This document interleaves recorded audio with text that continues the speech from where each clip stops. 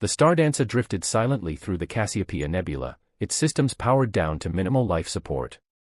Inside, Tessa and Darius worked by the soft glow of emergency lighting, rewiring the ship's central computer.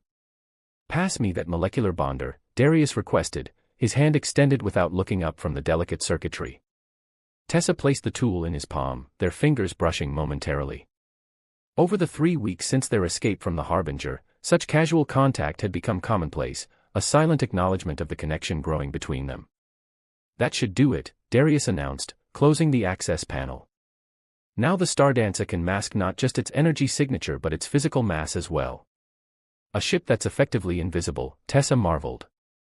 "I didn't think that was possible."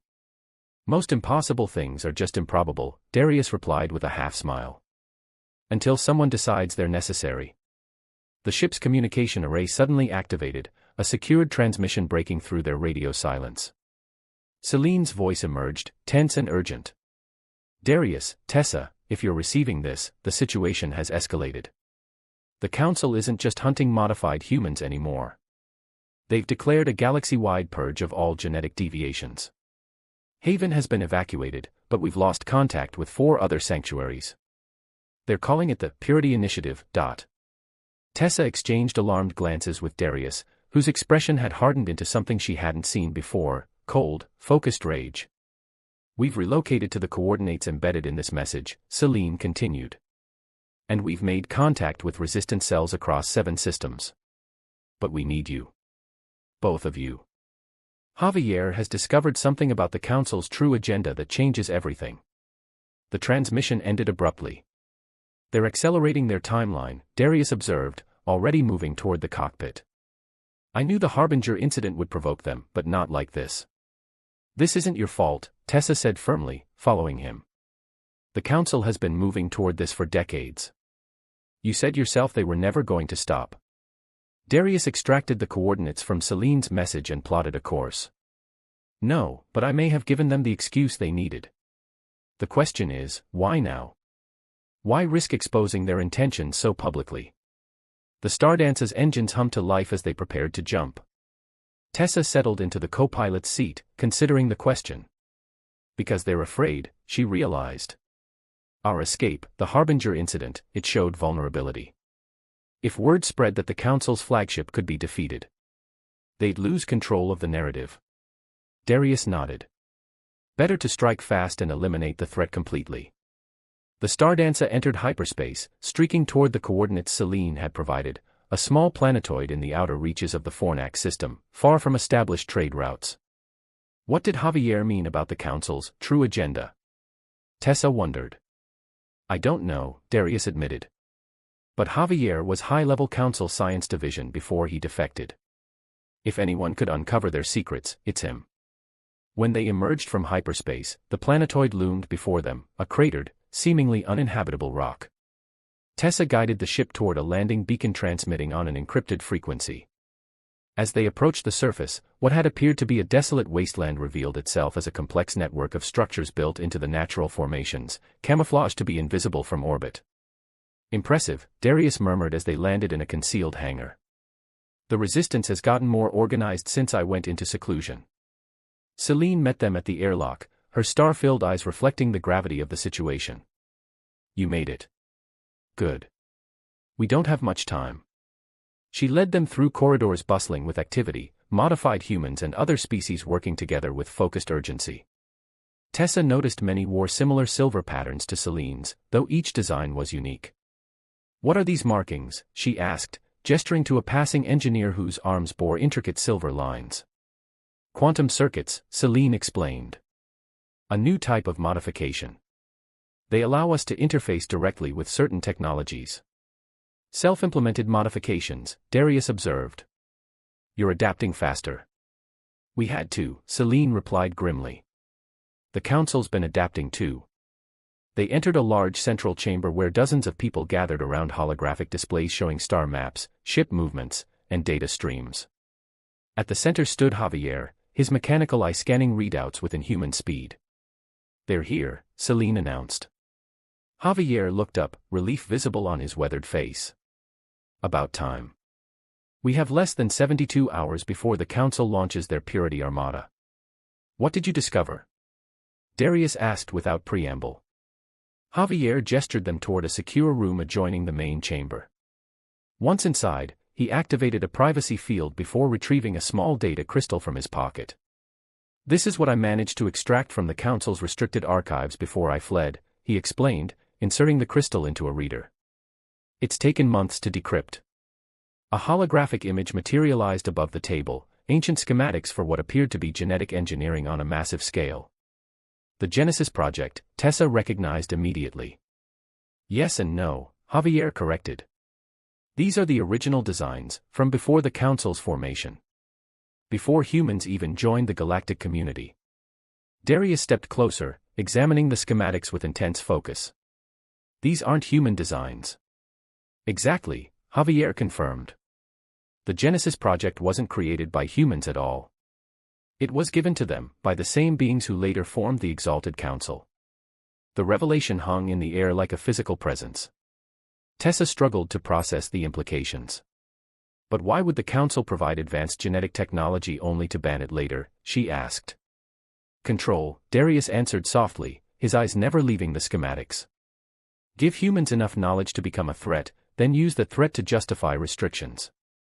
Create the perfect excuse for subjugation. There's more, Javier continued, manipulating the hologram to reveal additional data. The modifications, the illegal genetic enhancements they've been purging, they're not random mutations or human experimentation. They're natural evolutionary adaptations. That's impossible, Tessa objected. My modifications were deliberately engineered. Your specific implementation was, Javier agreed. But the genetic potential was already there, dormant in human DNA. What you call modifications are actually expressions of capabilities humans would naturally develop over time. The Council isn't preserving genetic purity, Celine added. They're preventing natural evolution. Darius had gone completely still, his expression unreadable. They're afraid of what humans could become. Not just humans, Javier corrected. Every species under Council rule. The Purity Initiative isn't about genetic standards, it's about ensuring no species ever evolves beyond the Council's ability to control them. And the Harbinger's purifier weapon, Tessa began, is designed to target and eliminate the genetic markers associated with evolutionary potential, Javier confirmed. They're not just killing modified individuals, they're sterilizing the future of entire species. The full horror of the Council's plan settled over them. Billions of beings across the galaxy, their potential deliberately stunted, their natural evolution criminalized and erased. That's why they've been hunting me so relentlessly, Darius realized. The Genesis Project didn't just modify me, it unlocked the full evolutionary potential of human DNA. I'm what they fear most, proof of what humans could naturally become given enough time. And what they fear most about you isn't your abilities, Celine added softly. It's that you might inspire others to reach for the same potential. Tessa's mind raced with implications. If this information became public, the Council's authority would collapse, Javier concluded. Which is why we need to broadcast it galaxy-wide before the Purity Armada launches. How? Darius asked practically. We'd need access to the Galactic Communication Hub.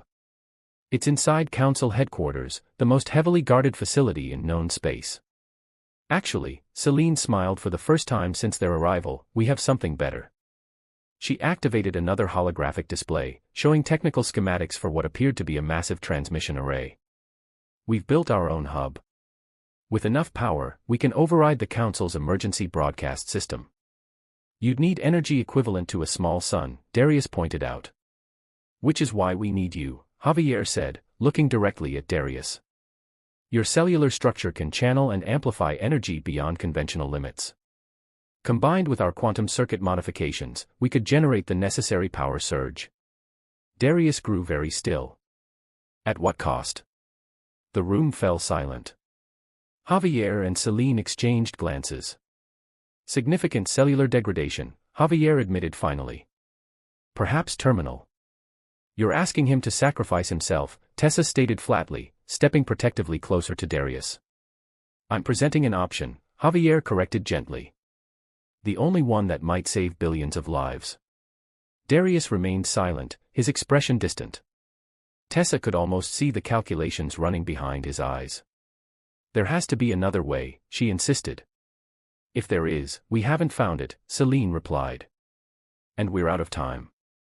Give us a moment, Darius requested quietly. Once alone, Tessa turned to him, her silver-flecked eyes intense. You can't do this. Can't I? He met her gaze steadily. What's one life against billions? It's not just any life, she argued. It's yours. I was created for a purpose, Tessa. Maybe this is it. No, she refused. You weren't created for a purpose, you were designed as a weapon, as a tool. But you became more than that. You chose your own path. Darius reached out, gently tracing the curve of her face. And now I'm choosing again. Tessa caught his hand, holding it against her cheek. There's another option. The Stardance's modified engine core, it's designed to channel and redirect energy. If we integrated it with their transmission array, it would still need a biological interface to regulate the flow, Darius pointed out. Then we both interface, Tessa decided. Share the load between us. Your Genesis enhancements and my modifications working together might distribute the cellular strain enough for both of us to survive. Darius considered this, hope cautiously entering his expression. It's theoretically possible. Risky, but less risk than certain death, Tessa finished for him. When they rejoined the others, they presented their alternative plan. Javier initially expressed skepticism, but as they worked through the technical details, his mechanical eye gleamed with growing optimism. It could work, he admitted finally. But we'd need to move immediately. The Purity Armada launches in less than 60 hours. Preparations began at once. The Stardance's engine core was carefully extracted and integrated with the transmission array, while Celine's team developed interface protocols compatible with both Darius's unique physiology and Tessa's modifications. As the deadline approached, the Resistance base buzzed with frantic activity. The data crystal containing the Council's secrets was duplicated and prepared for transmission, along with evidence compiled by Resistance cells across the galaxy. This will change everything, Celine told them as final checks were completed. No matter what happens, the Council's control ends today. Tessa and Darius prepared for the interface, biomonitors attached to their skin to track cellular degradation. Nervous? Darius asked quietly as technicians made final adjustments to their connection ports. Terrified, Tessa admitted with a small smile. But certain. I spent a century hiding, Darius mused. Convinced nothing could change. Then you showed up and turned everything upside down in 3 weeks. Me. You're the one who crashed my execution. Best decision I ever made. His fingers found hers, intertwining. Whatever happens next, I want you to know.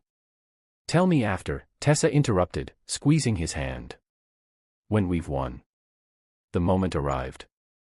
Tessa and Darius were positioned at opposite sides of the modified transmission array, connected through the Stardance's engine core.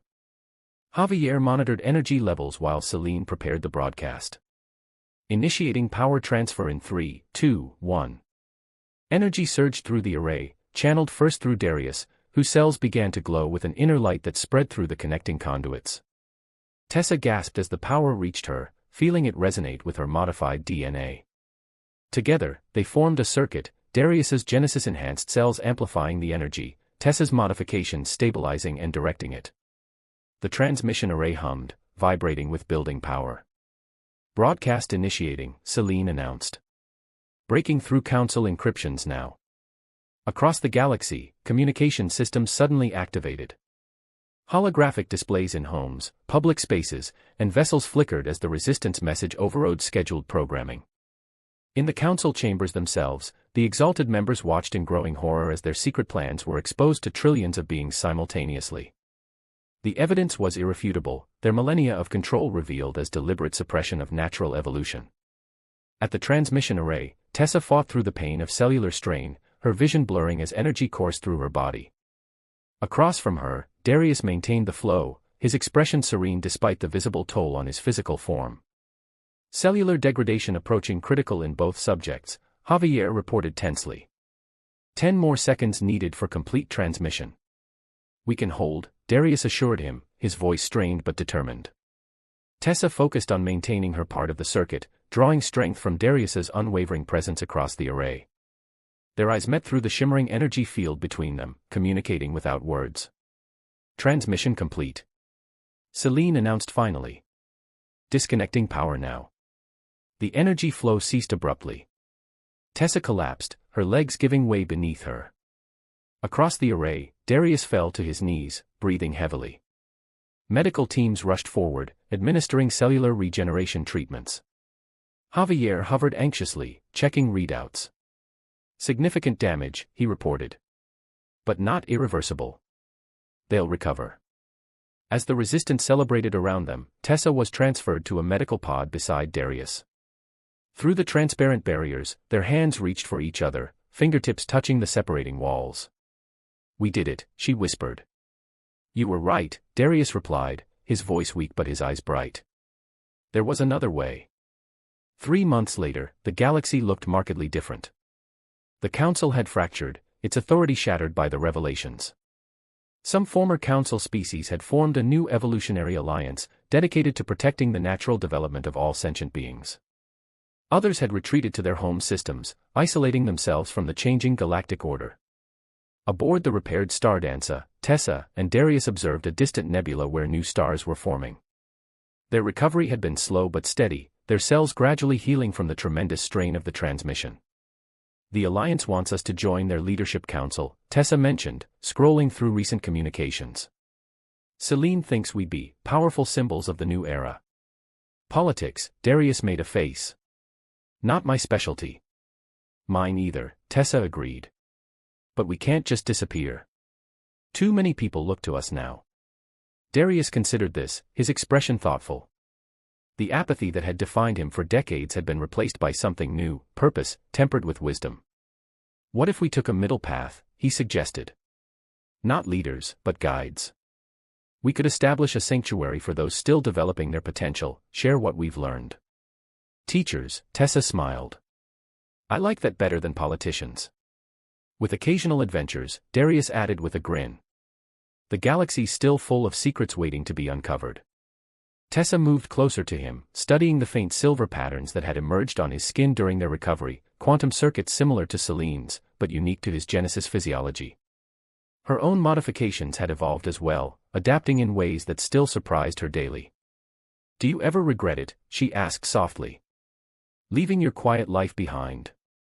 Darius looked at her, all pretense of detachment long gone. Not for a second. The Stardancer drifted through the starfield, two beings who had defied the natural order not by existing outside it, but by embracing their truest potential. Behind them, countless others were beginning the same journey, free at last to become what they were always meant to be. Where to next?